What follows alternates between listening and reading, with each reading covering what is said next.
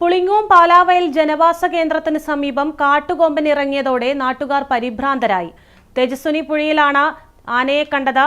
നാട്ടുകാർ ബഹളം വെച്ചതോടെ ആന വനത്തിലേക്ക് കയറിപ്പോയി.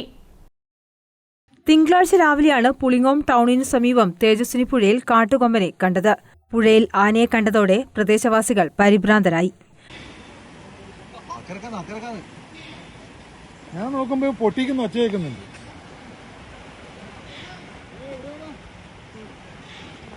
അക്കരെ ശ്രദ്ധിക്കണേ, പറഞ്ഞു കേട്ടോ. പേരെങ്കിലേ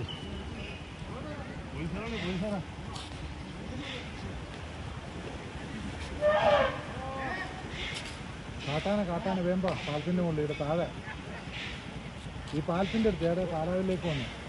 നാട്ടുകാർ ശബ്ദമുണ്ടാക്കിയതോടെ ആന പുഴയിൽ നിന്ന് കയറി സമീപത്തെ വനത്തിലേക്ക് പോയി. ഏതാനും വർഷങ്ങൾക്ക് മുൻപും ഇവിടെ ആന എത്തിയിരുന്നു. ജനവാസ മേഖലയോട് ചേർന്ന് വീണ്ടും കാട്ടാന എത്തിയതിൽ പ്രദേശവാസികൾ ആശങ്കയിലാണ്.